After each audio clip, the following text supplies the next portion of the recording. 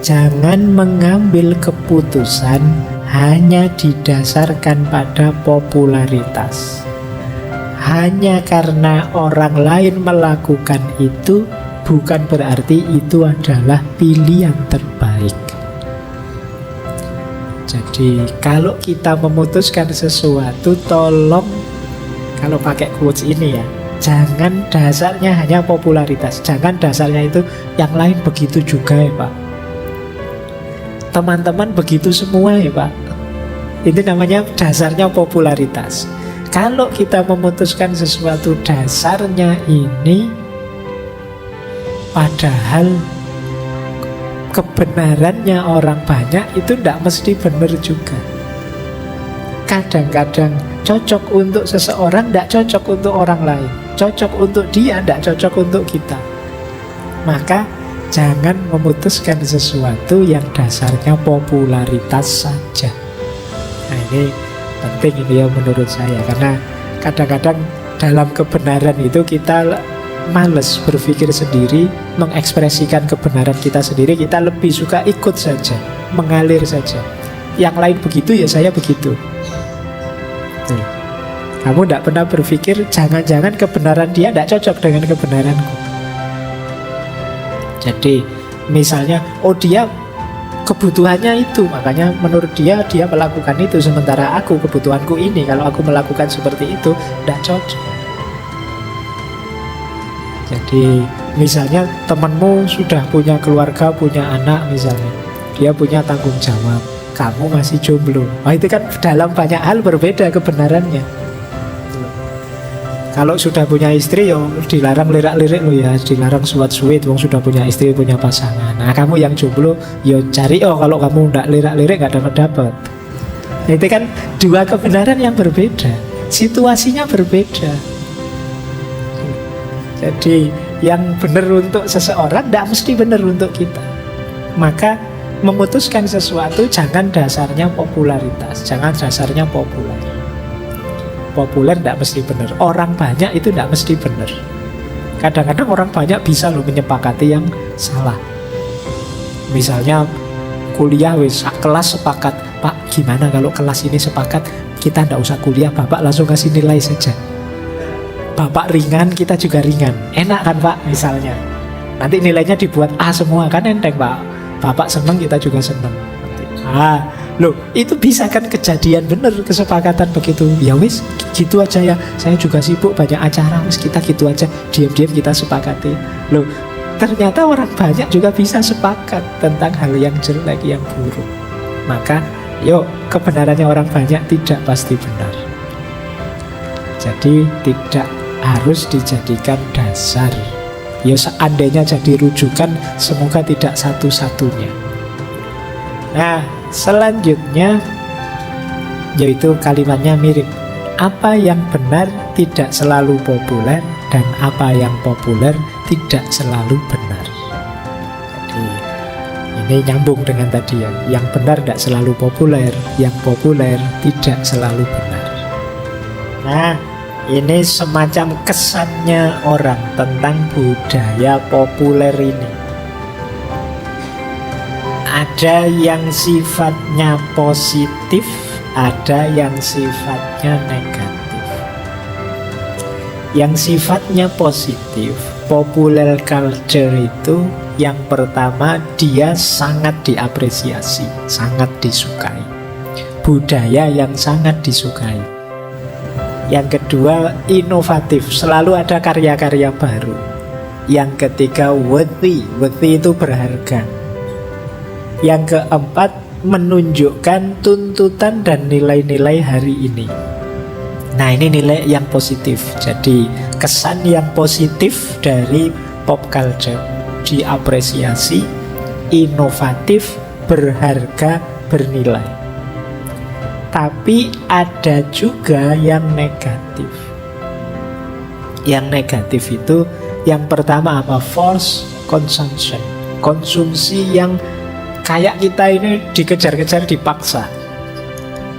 Jadi kalau kita ndak itu kayak tadi loh, kita ketinggalan zaman ini. Oh kalau sepatunya ndak merek itu kita out of date. Oh kalau cara ngomongnya, kalau merek tasnya, kalau apanya tidak begitu, kita ketinggalan. Jadi kita dipaksa harus mengikuti. Itu namanya false consumption. Kita dipaksa harus mengkonsumsi itu. Kalau tidak, kita ketinggalan zaman. Rame-ramenya kasus itu, kok kita tidak ngerti, ayo kita dianggap ketinggalan zaman. Maka kita harus mengkonsumsi. Yang kedua, ya tadi, kesan negatif selanjutnya adalah low culture. Low culture itu budaya kelas rendah. Jadi pop culture itu dianggap, ini budaya yang nyari seneng-seneng saja, budaya yang tidak dalam, budaya yang tidak reflektif kalau bahasa filsafatnya mungkin. Nah, itu yang kedua, kesan negatifnya. Yang ketiga, komersial culture, budaya komersial. Itu untuk cari uang saja. Kalau kalian tadi ya cari AdSense saja, itu tujuannya untuk nyari cuan. Nah, itu komersial culture. Dan yang keempat, for the commoner. Itu orang-orang biasa, itu orang kelas rendah, bukan kita yang elit. Jadi itu untuk orang-orang yang beda dengan kita. Kita ini kan kelas tinggi, mereka kelas rendah, for the commoner. Jadi ini konotasinya. Kalau teman-teman ingin menganalisis, ya terserah mau mengambil konotasi yang mana. Apakah pop culture ini positif karena menggambarkan situasi hari ini, atau negatif, menggambarkan budaya yang low culture dan sekedar mencari untung, konsumtif saja. Baik, ini konotasinya. Sekarang kita lanjut ciri-cirinya. Oke ya, cirinya pop culture yang pertama tentu saja tren. Tren itu ya berarti di mana-mana sudah. Dan itu apa saja? Apakah tren itu barang, benda, gaya, termasuk pengajian, termasuk ustadz siapa dan lain sebagainya, itu bisa tren. Yang kedua, keseragaman. Biasanya kalau itu tren terus ditiru di mana-mana. Akhirnya seragam di mana-mana.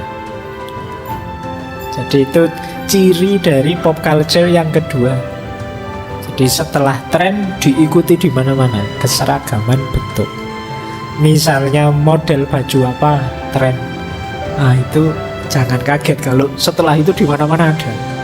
Model kopiah apa, itu besok sebentar lagi di mana-mana ada. Lagu apa yang sedang populer, itu mungkin nyetel apa saja itu denger lagu itu. Itu namanya keseragaman bentuk. Kayak di TikTok itu, kalau pas lagi ngetren pakai postingan ini, nanti yang lain juga niru mirip-mirip kayak gitu.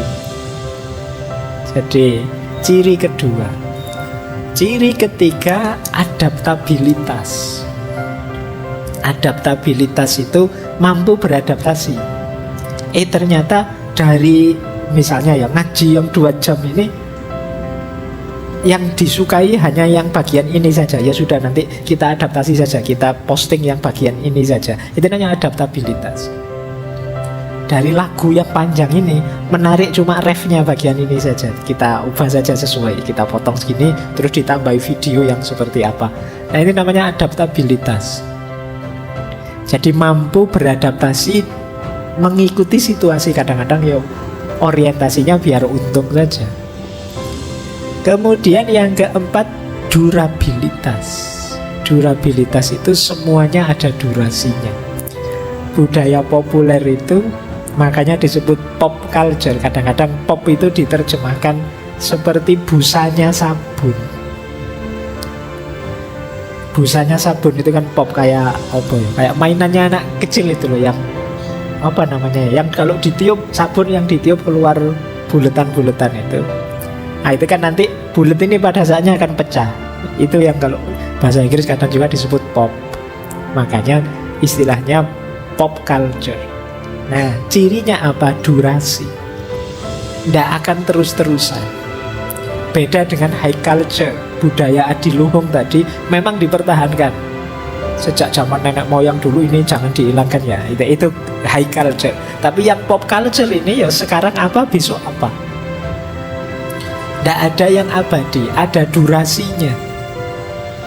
Jadi di level tren, di level budaya populer itu tidak ada yang terus-terusan. Boleh dicek acara TV yang mana, sedahsyat apapun acara TV, pada saatnya dia tenggelam. Film juga begitu, musik juga begitu. Seenak-enaknya musik, kalian dengerin 1 kali, 2 kali, 3 kali, 4 kali, sekian kali mesti bosan.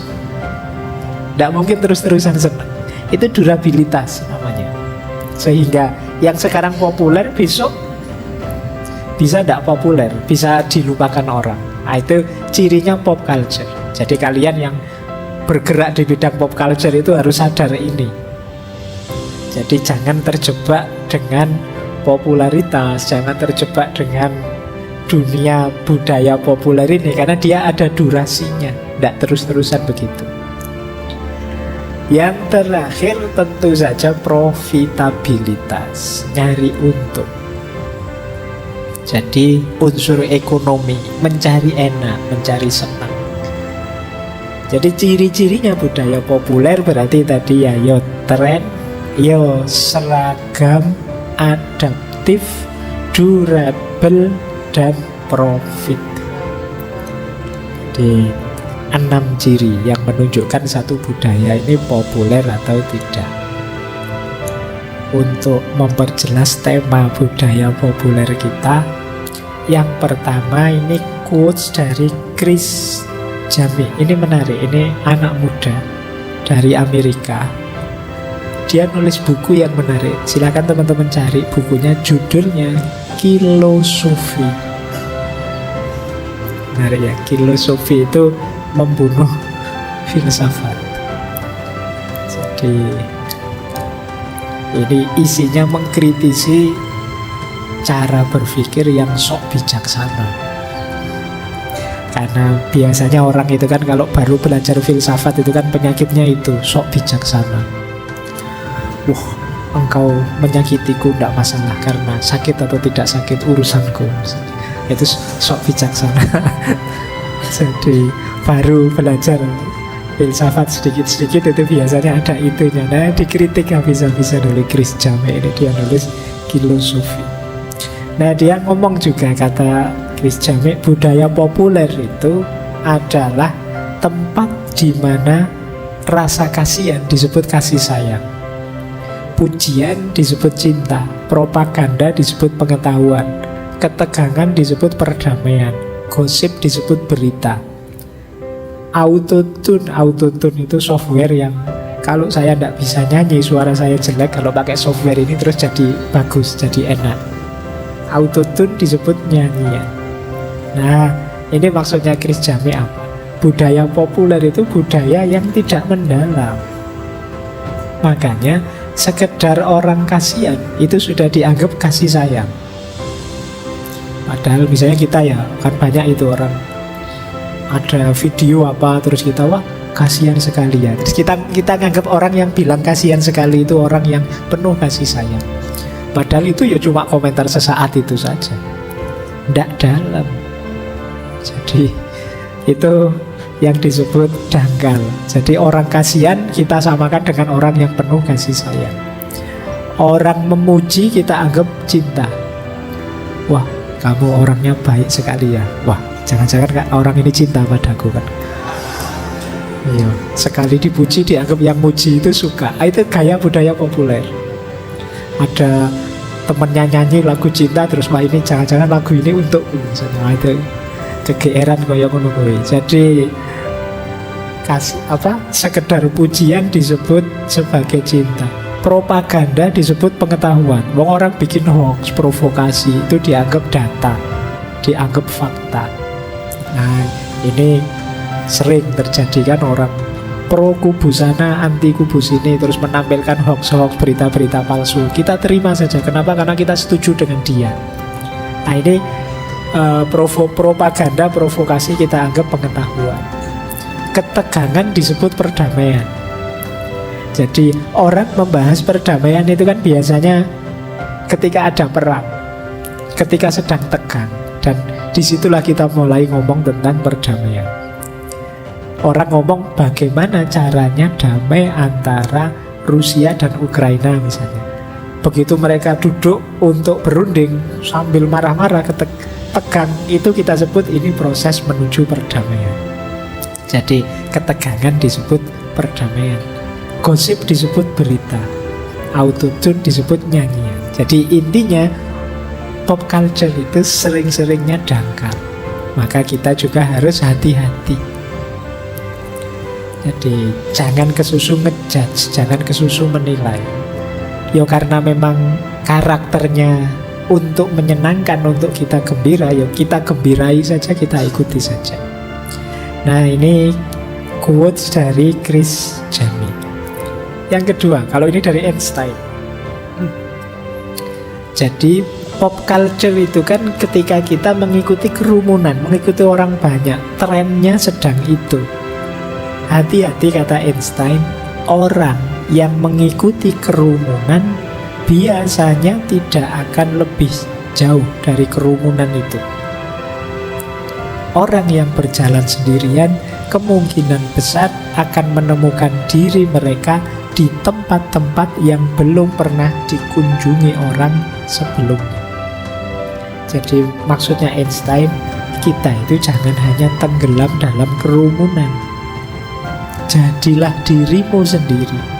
Kalau engkau hanya tenggelam dalam kerumunan, ya kamu tidak akan lebih dari kerumunan itu. Tapi kalau engkau menghidupkan dirimu sendiri, mungkin engkau akan punya pengalaman yang jauh lebih banyak. Kamu akan sampai di tempat-tempat yang mungkin orang belum pernah sampai ke sana. Ini kalau pakai bahasanya Heidegger ada istilah Dasein sama Dasman. Dasein itu manusia yang otentik. Kalau Dasman itu manusia yang hilang, manusia yang tenggelam. Kita itu sering lebih suka lenyap dalam kerumunan daripada menghidupkan keinginan jati diri kita sendiri. Jadi kita sulit jadi orang yang otentik karena kita tenggelam dalam kerumunan. Kita itu selalu mengafiliasikan diri dalam kerumunan kita. Pak, saya itu anggota kelompok ini loh Pak, saya itu organisasi ini loh Pak, saya itu orang Jawa loh Pak, saya itu. Nah ini kerumunan namanya. Tidak salah kita bagian dari kerumunan, tapi tampillah sebagai dirimu. Jadi kalau istilahnya Kanjeng Sunan Kalijogo kan angeli ananging ora keli, mengalir dalam kerumunan tapi jangan tenggelam. Kalau tenggelam kalian tidak akan diingat, tidak akan dihitung. Jadi kalau bahasa Arabnya wujuduhu ka'adamihi. Iya sih, mengikuti pop culture, mengikuti budaya masa. Wong kita bagian dari masa, tapi kita tetap punya nilai yang ingin kita pertahankan. Kita tetap punya prinsip yang tidak ingin kita langgar. Nah, ini sebenarnya maksud dari kalimatnya Einstein. Jadilah manusia yang otentik, jangan jadi manusia yang kerumunan. Ya, tunjukkan siapa dirimu, apa keinginanmu, apa yang ingin kamu lakukan, apa yang bisa kamu wujudkan. Jangan tenggelam saja dalam kerumunan sehingga orang tidak tahu ada kamu ternyata. Terakhir, ini mungkin teman-teman sering mendengar, hanya ikan mati yang mengalir bersama arus. Semoga kita tidak jadi ikan yang mati, yang mengalir saja tidak punya prinsip, mengalir saja tidak punya pendirian. Jadi kita manusia, bukan ikan, dan kita hidup tidak mati. Maka tadi pesan dari Kanjeng Sunan Kalijogo tadi ya, ngeli boleh, mengalir, mengikuti kondisi zaman, mengikuti budaya-budaya yang hari ini populer, tapi tetap jangan tenggelam, tetap ora keli. Kenapa? Karena yang keli hanya ikan mati. Only dead fish go with the flow. Ini quote yang terkenal sekali untuk biar kita Jadi orang yang punya prinsip, memegangi prinsip. Tidak hidup asal saja, mengalir saja. Bilang saya pasrah saja itu di akhir, tidak di awal. Jadi ya Pak, saya ikut saja situasi yang terjadi, itu di akhir, jangan di awal. Karena kalau di awal kalian tidak akan berjuang nanti. Berjuanglah, lawanlah arus, tunjukkan dirimu, jadi manusia yang tadi otentik sebagai dirimu sendiri.